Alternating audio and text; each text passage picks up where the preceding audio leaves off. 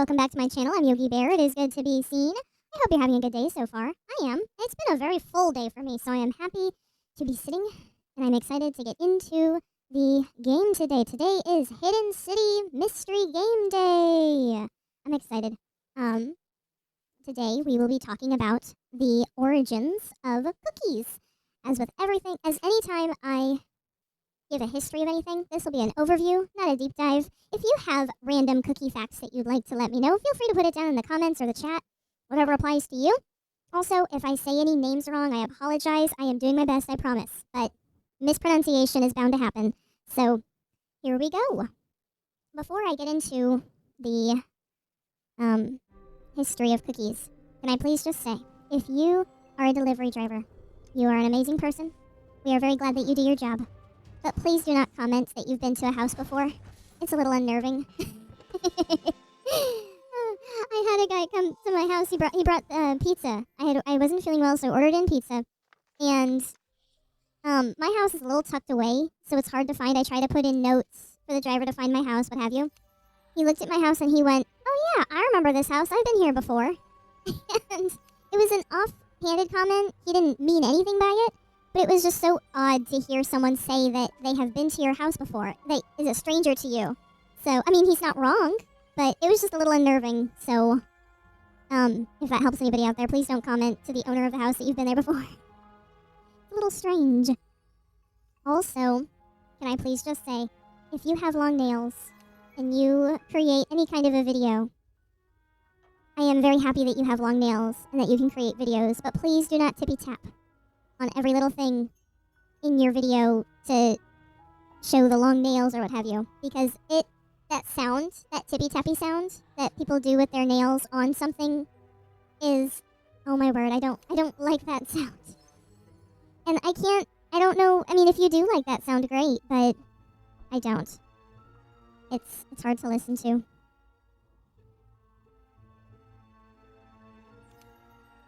Letters. Oh, that's not it. All right.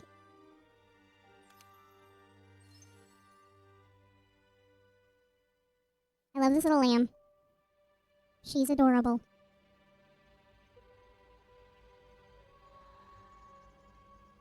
Okay, the music box is right here. I've been staring at it and been stumped by it at the same time this whole time.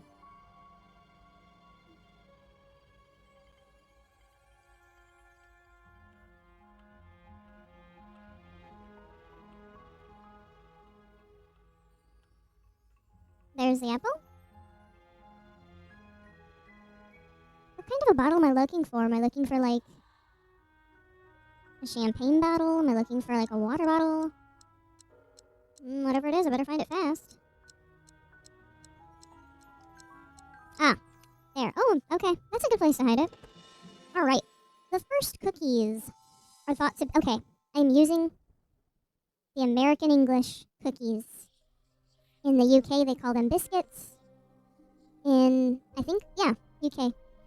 Now I have read that in the UK, they do call them cookies when they're soft. When they're softer and more,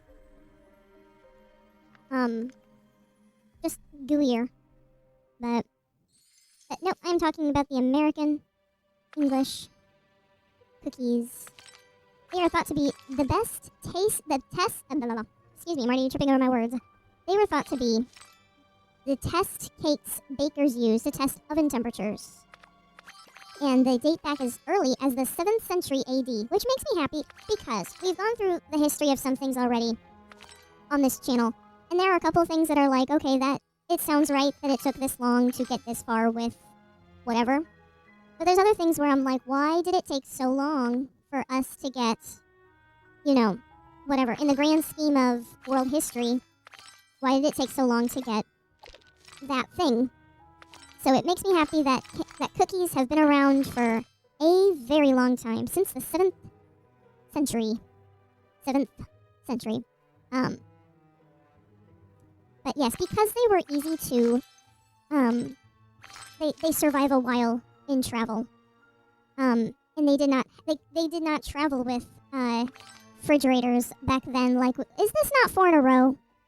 Why don't they count this as 4 in a row? Thank you. Oh my word. Okay. Sorry, distracted. But and they originated in Persia, which is now Iran. They were one of the first countries to grow and harvest sugarcane.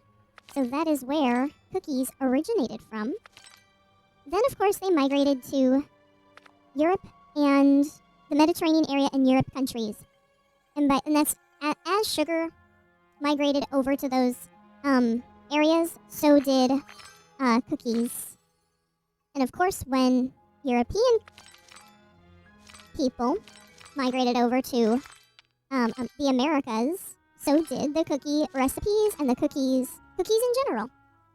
I have one more, don't I? I think so. Yes. All right.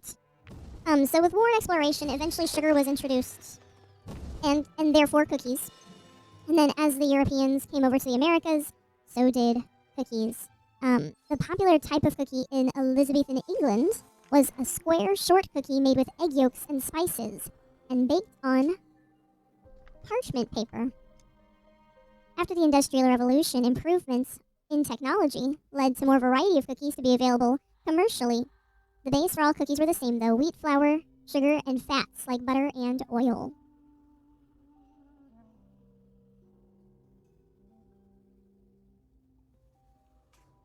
I'm not seeing the four-leaf clover.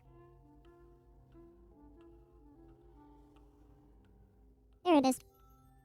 Oh, and happy late St. Patty's Day. I hope you were safe, but I hope you had fun. One of my friends was born on St. Patty's. Was born on St. Patty's Day. So we celebrate a birthday every year.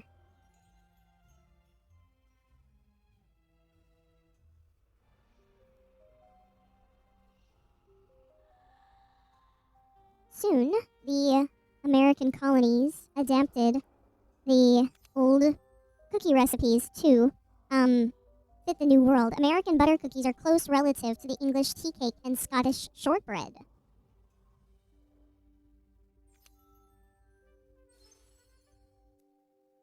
In the southern colonies, every housewife knew how to bake tea cakes that had no extra flavoring except butter and sometimes a couple drops of rose water. The ship's wheel. Where? Not seeing it. I see the microphone now.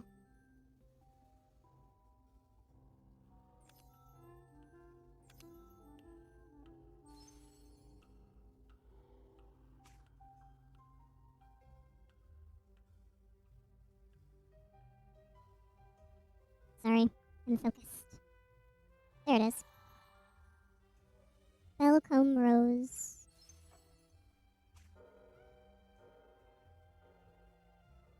There's the bell. There's the rose. We just need a comb. Oh, okay. The first American cookies that showed up in cookbooks had creative names like jumbles, plunkets, and crybabies, which gave no clue to what was inside the cookies. As the expansion of technology grew in the United States, new ingredients started to show up in cookie recipes. For instance, with the railroad, more people could purchase fruits and nuts, like coconuts and oranges. Even cereal was in some cookie recipes after the Kellogg brothers invented the Kellogg cereal. Nope, not that one. Okay, well.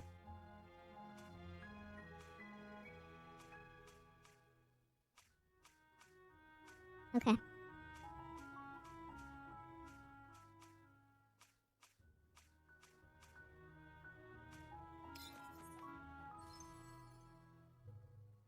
Even, like I said, even cereal started to show up in cookie recipes after the Kellogg brothers invented cornflakes in the late 1800s. Kellogg's has been around for a very long time. When the electric refrigerators became available in the 1930s, icebox cookies also became popular. That's it, right there. Oh, wrong one.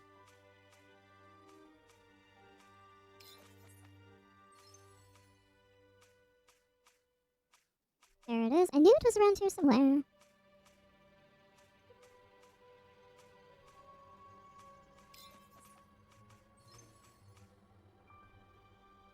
Animal crackers originally came from England to the United States and were first called just animals.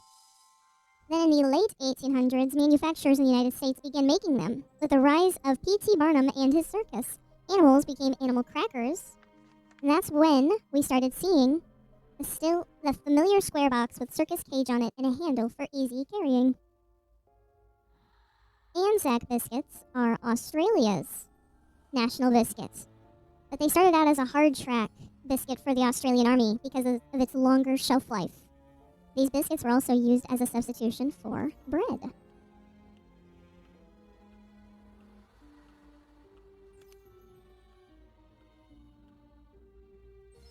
Biscotti is a general term in Italian for cookies. The word actually means twice cooked.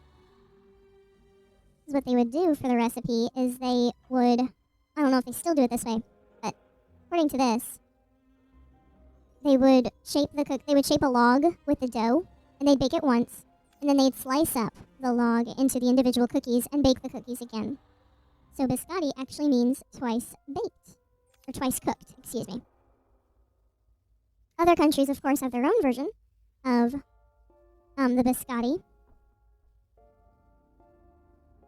The Dutch call theirs a rusk cookie, and in Germany it is the Zwieback.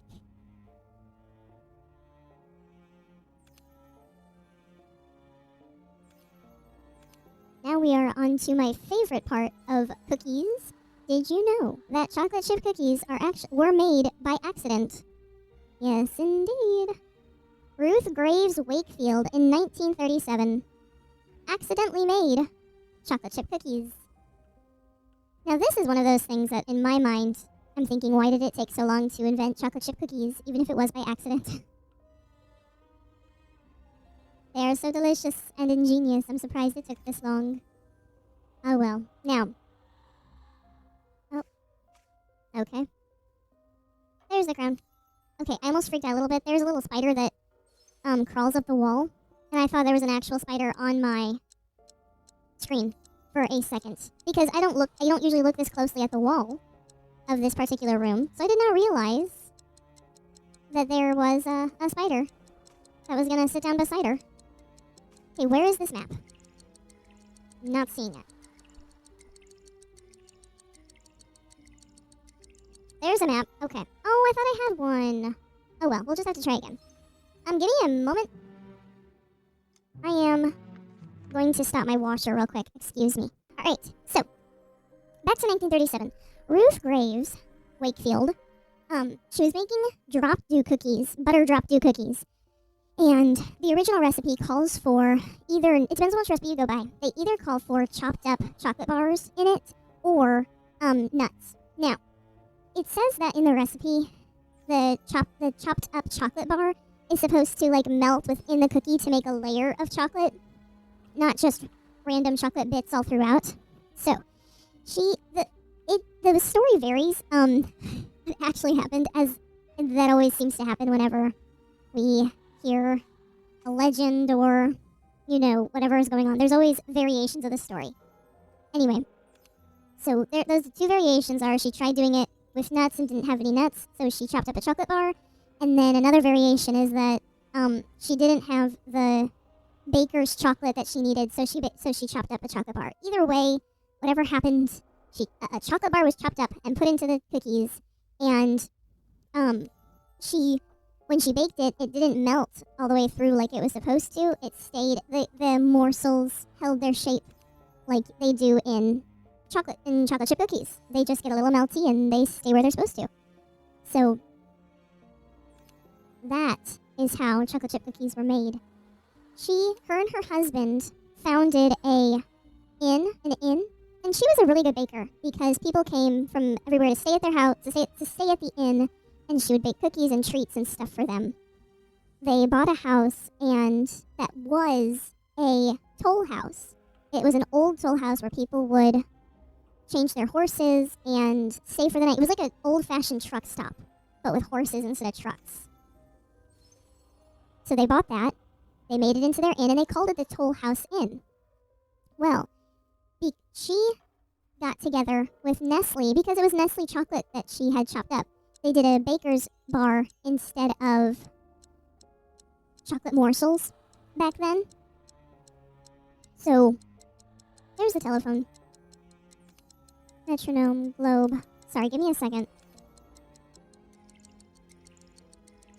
I don't think I'm gonna do it. Nope. Okay, well, it was worth a shot.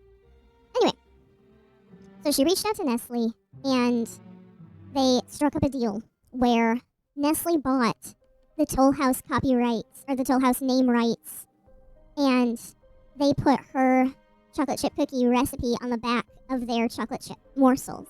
Like I said, originally, they made a chocolate bar, but they had, what's it called? Give me a second. I was going off script.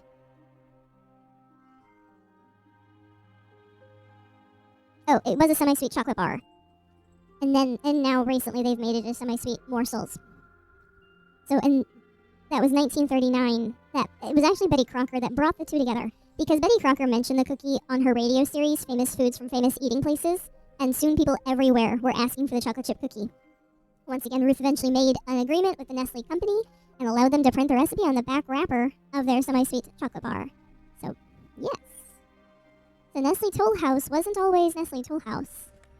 And I did not know that Toll House is another way of saying chocolate chip cookies. I never knew they were called Toll House. Let me get a drink of water.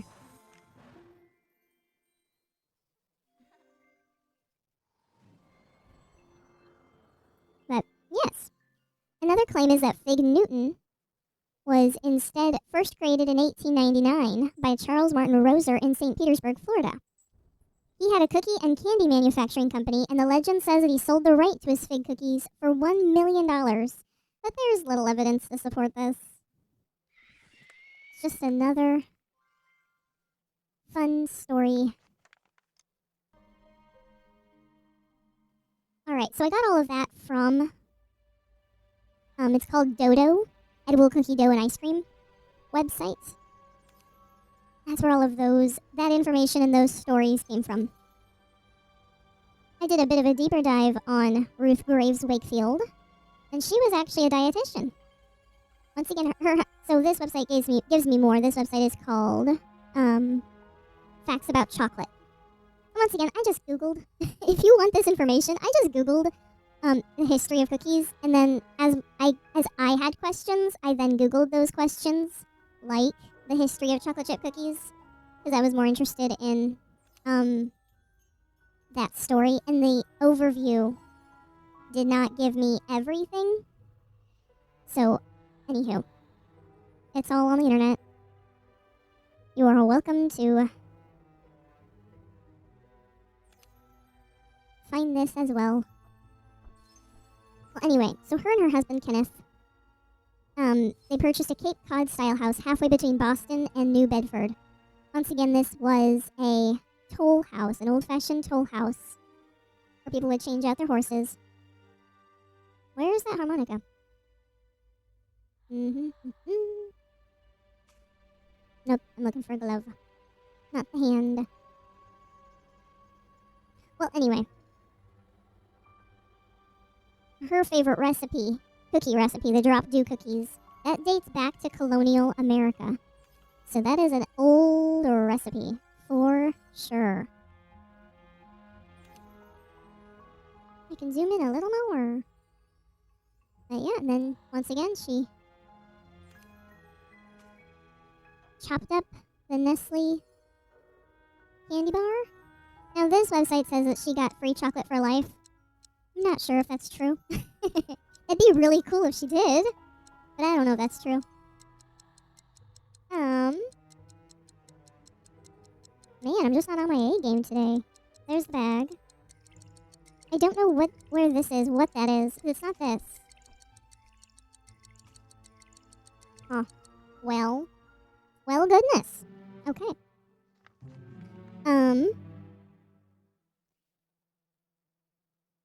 In 1939, the chocolate chip cookie hit the big time when Betty Crocker featured them on the air. Oh, also, to make it easier for the consumer, this is what I was thinking of. Nestle introduced a scored semi-sweet bar that included a small chopper. So they kind of perforated the chocolate lines for you, so you could just use that small chopper and get what you needed for your cookies. During the 1940s, Ruth sold the rights to the name Toll House to Nestle, so she had the rights to that name. Then Nestle got it.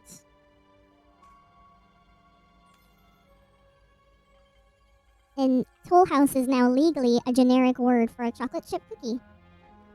I don't know how Nestle lost it, but here we go. But there we are.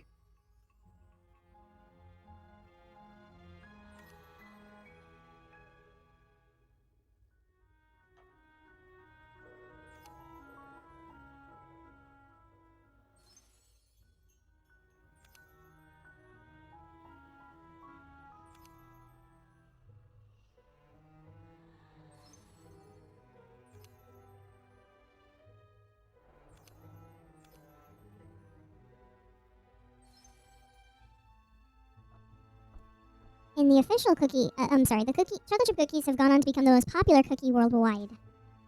And it's the official cookie of Massachusetts.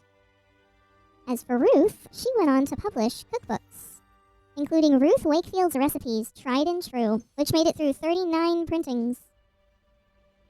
Ruth and Kenneth, this is one thing that I thought was really interesting. Ruth and Kenneth sold the Toll House in 1966, and it burned down on New Year's Eve in 1984. I was telling my husband, I'm like, she is one lucky person. Because the chocolate chip cookies were just a fluke, and then she went on to sell the rights to it. So, I hope she got a good amount of money for that anyway. I'm not sure, but it seems like she would. And then she sells the business before it burns down. Very lucky. I'm not seeing this heart. Oh my.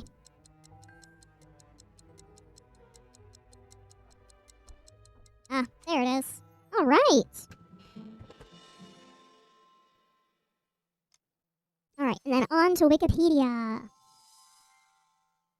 So a cookie, which is American English, or a biscuit, which is British English, is a baked snack or dessert that is typically small, flat, and sweet. It usually contains flour, sugar, egg, and some oil, fat, or butter. It may include other ingredients such as raisins, chocolate chips, or nuts. Most English-speaking countries call crunchy cookies biscuits. Which, I forgot to say this earlier. My stream snack is cranberry orange biscuits. I didn't mean to do it like that, but that's what I wanted before the stream, and I was like, oh yeah, I'm talking about cookies / biscuits. Intriguing, but these are definitely biscuits. They are thin and crumbly. They are delicious. I got them at Aldi. If you have an Aldi, go see if you have cranberry orange biscuits, if that is what you like.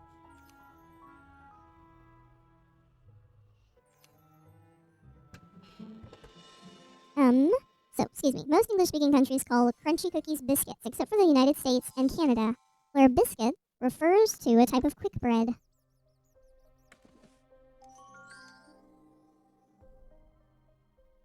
Chewier biscuits are sometimes called cookies, even in the United Kingdom. That's what I was talking about earlier when I mentioned it.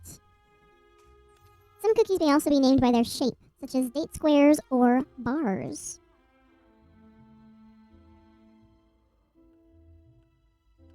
That looks like an embroidery hoop with all the frill around it. Oh, there it is.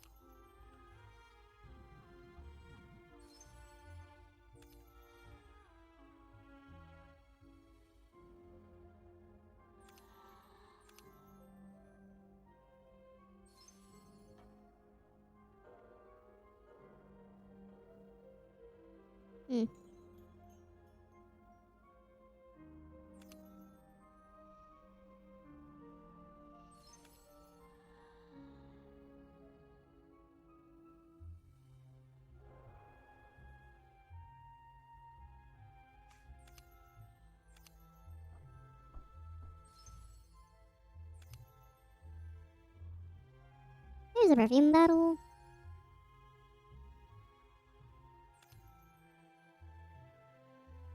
Biscuit or cookie variants include sandwich biscuits, such as custard creams, jammy dodgers, bourbons, and Oreos, with marshmallow or jam filling. I love Oreos so much.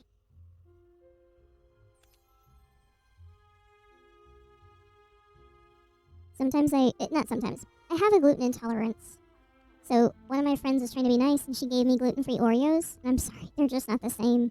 They're still good, but it doesn't hit the spot just right like Oreos do. I know it can't be helped. I know that sometimes gluten-free things, sometimes they don't. Sometimes if you do it right, a gluten-free thing will taste the same as the original. But there are times when gluten-free things do not taste the same. And unfortunately, Oreos are one of those things. I saw the powder box earlier. I have not seen a canary this whole time, though. There's the powder box. Oh, there's a canary. Oh, that's smart. They made her the same color as the statue.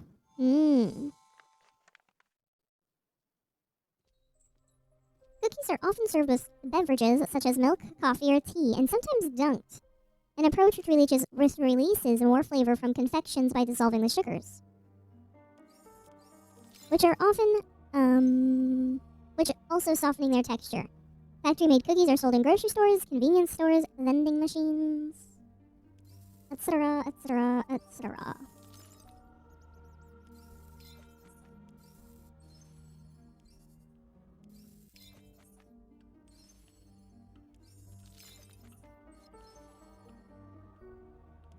Ooh, that was a lucky guess. I almost did this one, which would not have been good. Not at all. Okay. Oh my goodness, there's so many twos. Oh my word.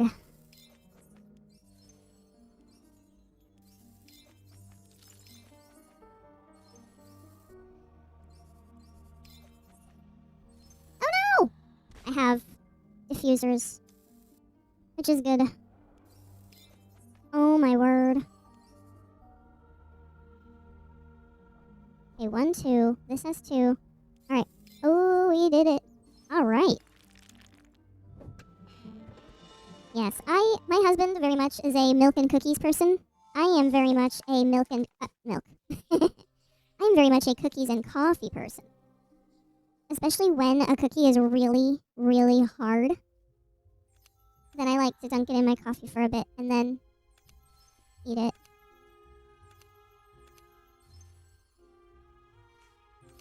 The only thing I don't like are the crumblies in my drink after I dunk. But I really like the texture of the cookie.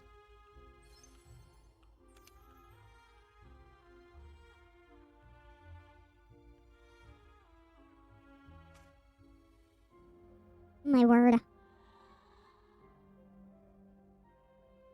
I'm surprised her mask doesn't go for a butterfly. It looks like one.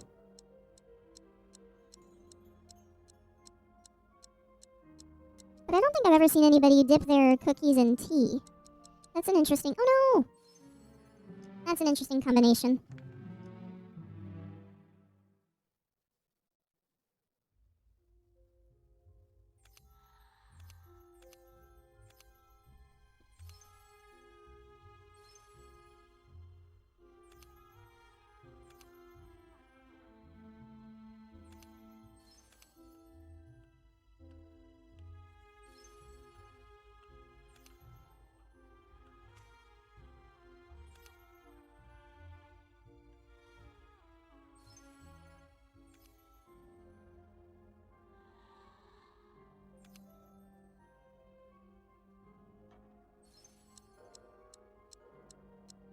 Uh-oh. 2 more! Come on!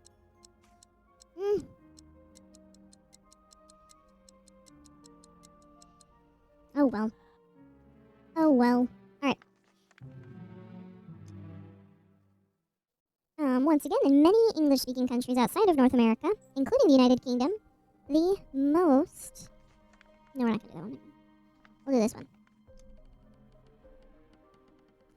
The most common word for a crisp cookie is biscuit. The term cookie is normally used to describe a chewier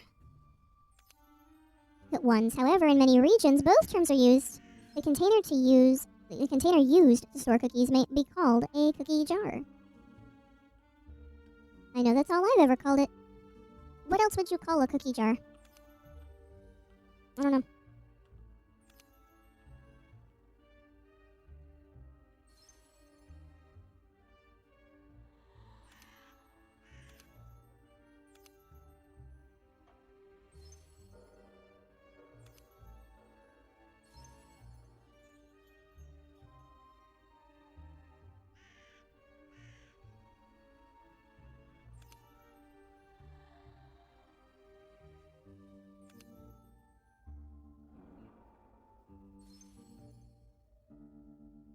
She usually holds the megaphone, but not today. Here's the violin case. There's the megaphone. Huzzah.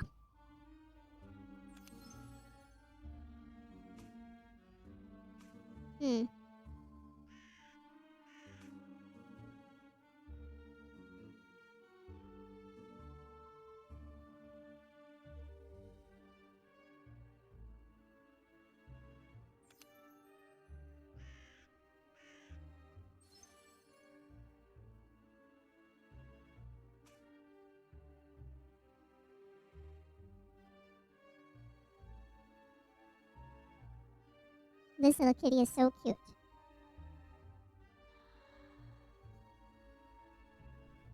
Okay.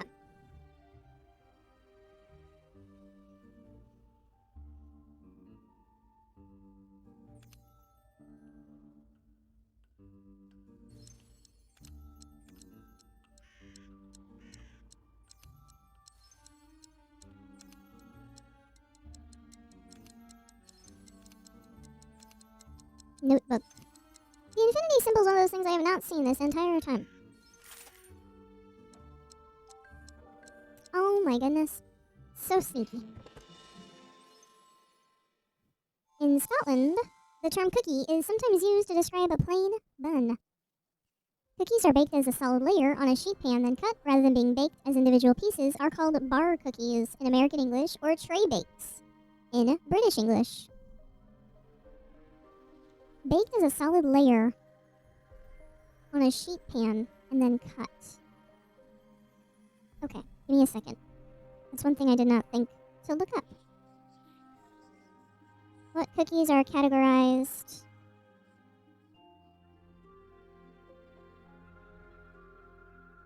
as bar cookies? Okay. Crispy rice treats, lemon bars, pumpkin bars. Okay, that makes sense. They're always in the cookie section of my cookbook. But I always think of that as like a breakfast treat than a cookie. Kind of like a brownie. Brownies are always in the cookie section of the cookbook as well. There you go, a bar cookie or a tray bake.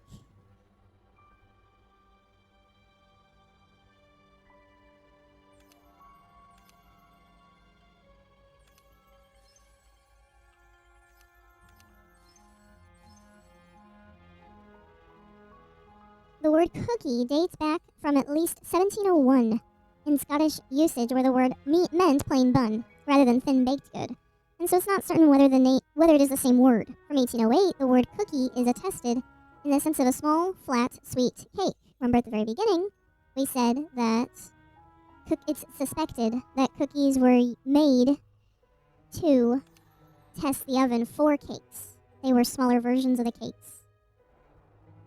Which is very smart.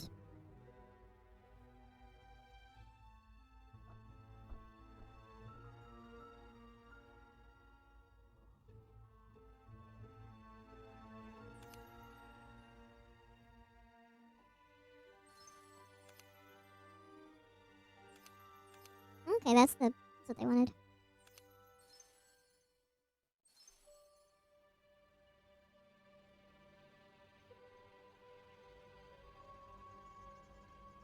Cup.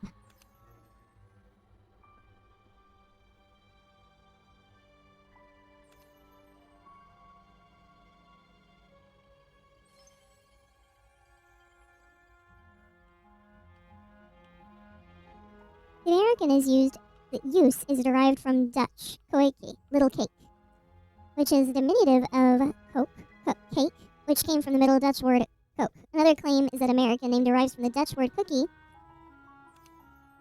or more precisely is informal dialect variant, which it all just means little cake. Cookie came from the word that means little cake.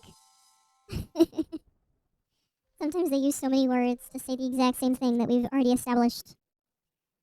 Cookies are most commonly baked until crisp or else just for long enough to ensure a soft interior. Other types of cookies are not baked at all, such as peanut butter oatmeal drops. That comes in handy when you do not have an oven. You put butter and sugar and cocoa powder in some water or milk, depending on the recipe, in your pot, and then you stir it till it's all melty. Then you take it off the heat, and you put in oats, peanut butter, and some vanilla.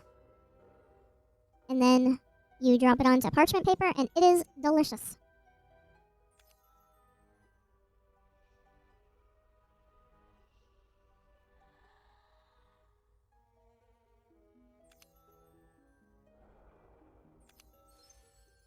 I'm used to seeing the runes in one way, so whenever they change it up and make it look different, it throws me off.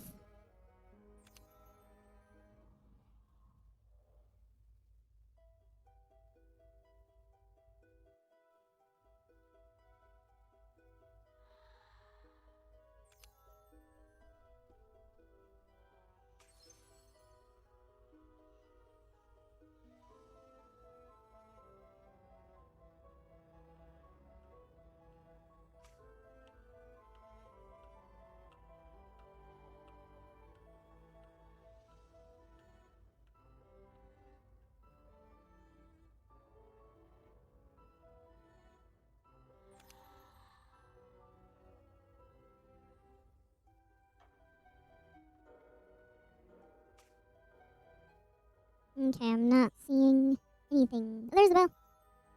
I'm seeing things again. Oh no! That's not a lamp. I don't know what they want from me.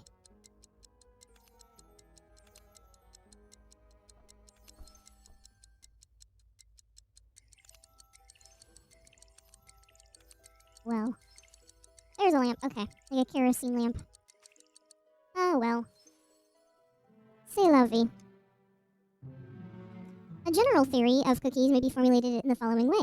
Despite its descent from cakes and other sweetened breads, the cookie in almost all its forms has abandoned water as a medium for cohesion. Water in cake serves to make the batter as thin as possible, to better allow for bubbles, responsible for cake's fluffiness.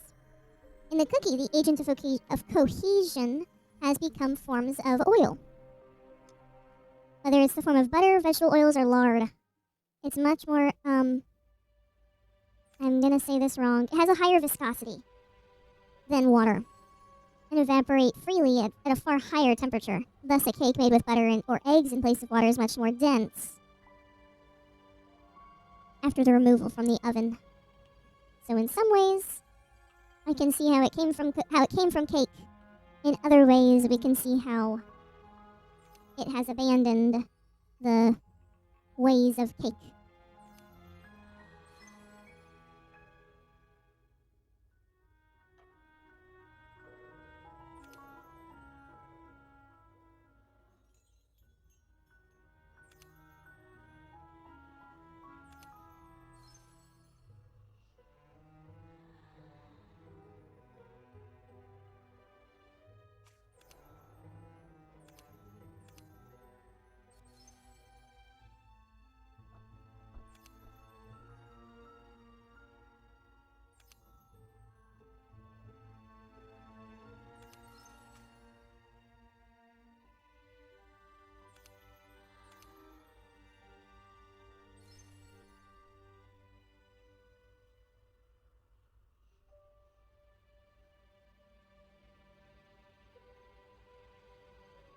Ah, there he is. We just need the crow. Oop, there he is. Ta-da! Rather than evaporating as water does in baking cakes, oils in cookie remain. These oils saturate the cavities created during baking by bubbles of escaping gases. Basically, cookies and cakes have different textures because of the different components in each one, respectively. Cookie-like hard wafers have existed for as long as baking is documented, in part because they survive travel very well, but they're usually not sweet enough to be considered cookies by modern standards. Kind of like the mother of invention is necessity.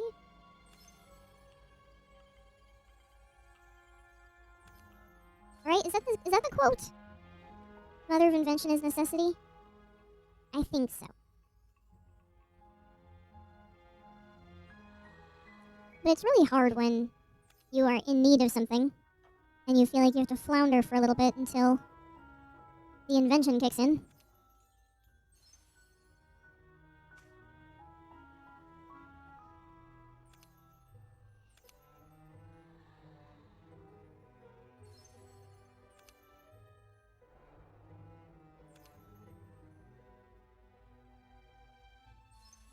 Doggy.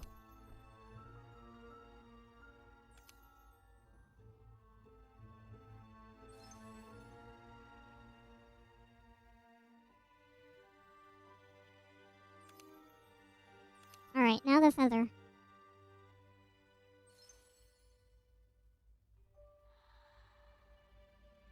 There it is. Alright. Alright, we already talked about the history of how it... Well, Wikipedia just goes into a bunch of types of cookies, which I don't think we have time for.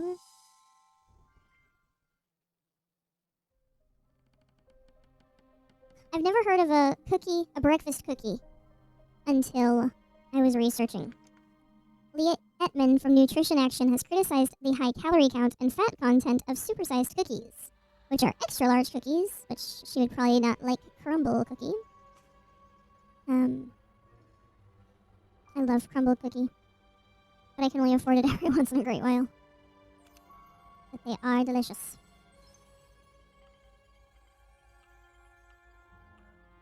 A ski.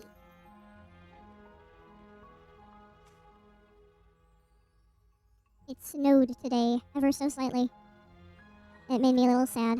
But it's the last day of winter, so I guess the snow had to fit in one more bit. I mean, I say that, but like I've seen it snow on Easter before. So I know that's not strange. However, when it goes from 70s to 30 and snowing, it's a little strange.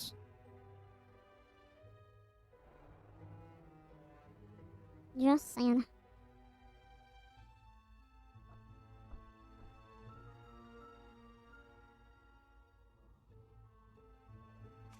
Candle.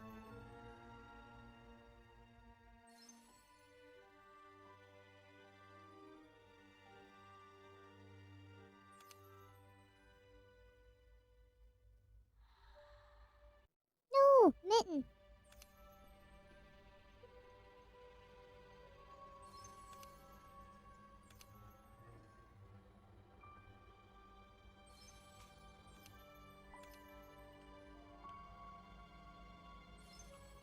Alright. Anyway. She cites the Panera kitchen sink cookies as supersized chocolate chip cookies, which measure 5.5 inches in diameter.